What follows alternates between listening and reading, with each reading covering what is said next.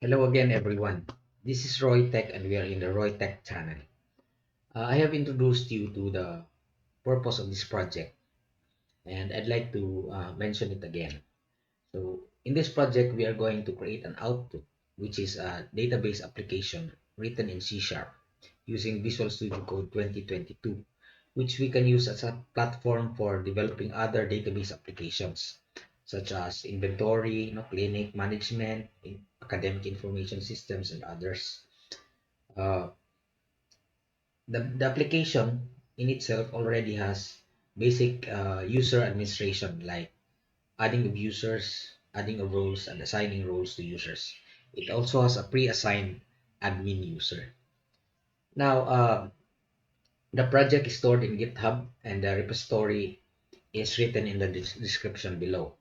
What you need to do is open the repository and go to code right here, and then download the zip file. I've already downloaded this and stored it in one of my folders, and it's called this is the downloaded folder, the uh, C sharp sample main. Where's that? Let me Here, this is the downloaded folder from the repository. What you do after downloading is just right click this and click extract here. So on the same folder, you'll have the project itself. You open that folder and you will have the files required in order to compile and run the project. I have added a particular folder called the database. This contains the backup of the database that you need to install in order to get the application running. Okay. It is necessary that you install this in SQL Server using SQL Server Management Studio. Let me do that now. What we do is we open SQL Server Management Studio.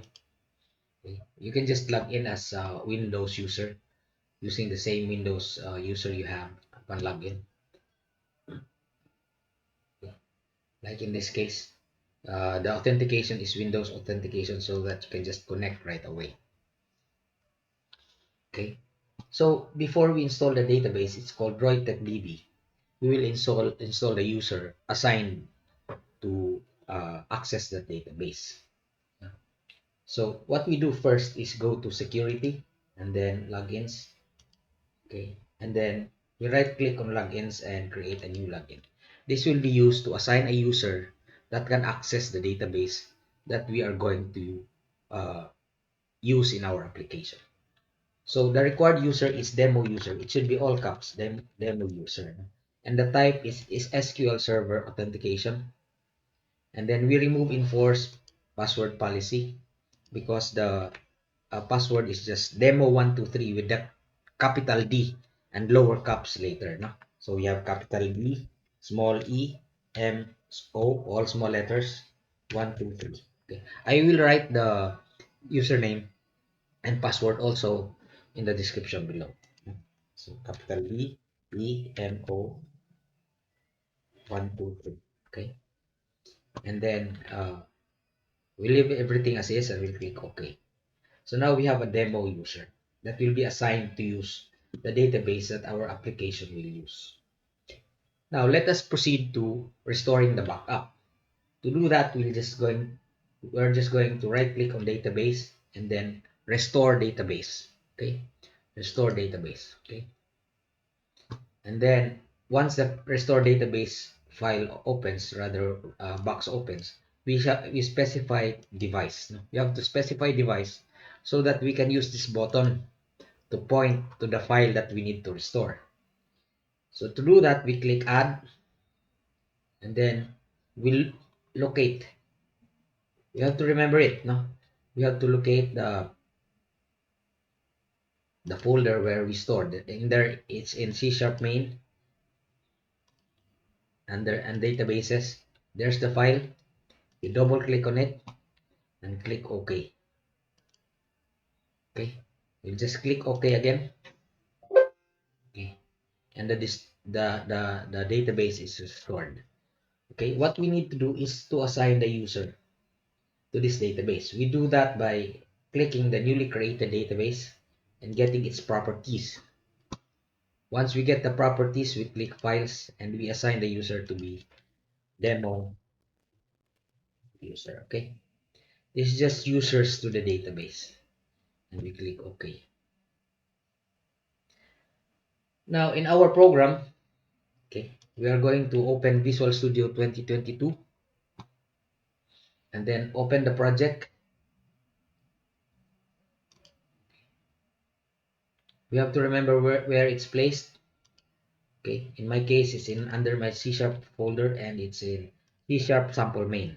And there's the solution file, the file with an SLN extension. The name of the project is ROYTEK Project SQL because this is a project for SQL Server. We click that, okay, and it's open. Okay, okay. It takes a while to open, and then once it's open, we can run start. Rather, click start. Okay. So now we have the program which I've shown you before.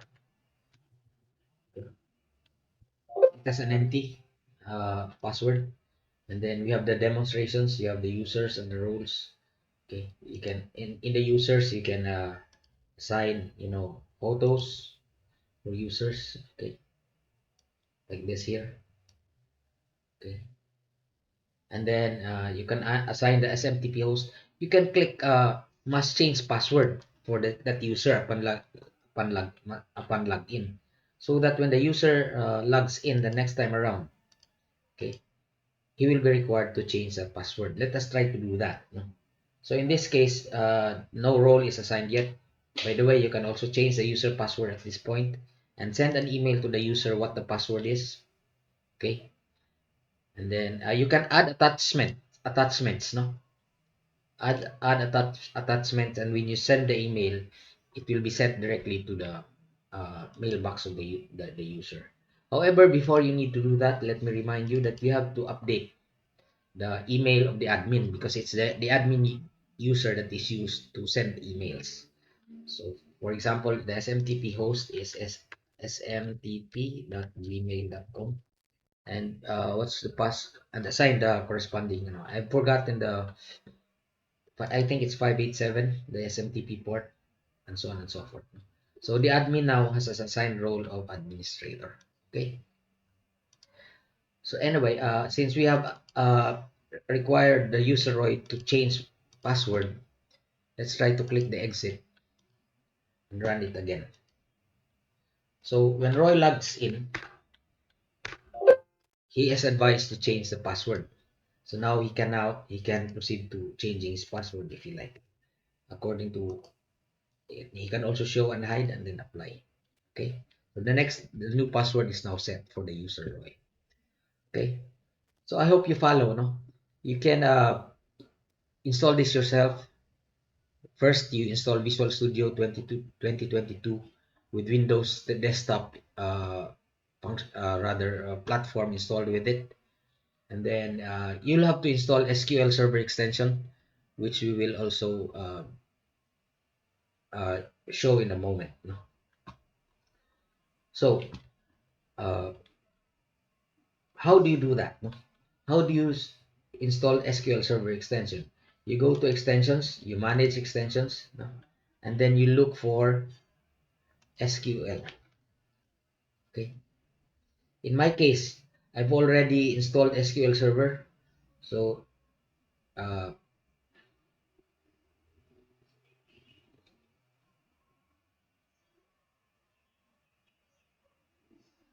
it's not there. I think it's already pre-installed, no, in Visual Studio 2022.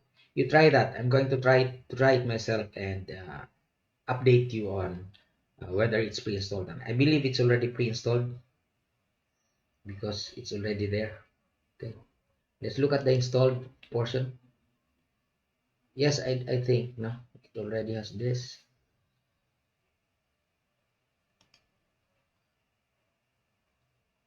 because it already runs it. So I don't think you have to install an extension. It's already pre-installed in Visual Studio 2022. So anyway, that's all for now. In the next video, I'm going to show you how to create a project, and then we will build the application piece by piece until we complete it. How to create a project, and then create a GitHub repository in order to create a backup for our project. Thanks for watching, and see you in the next video.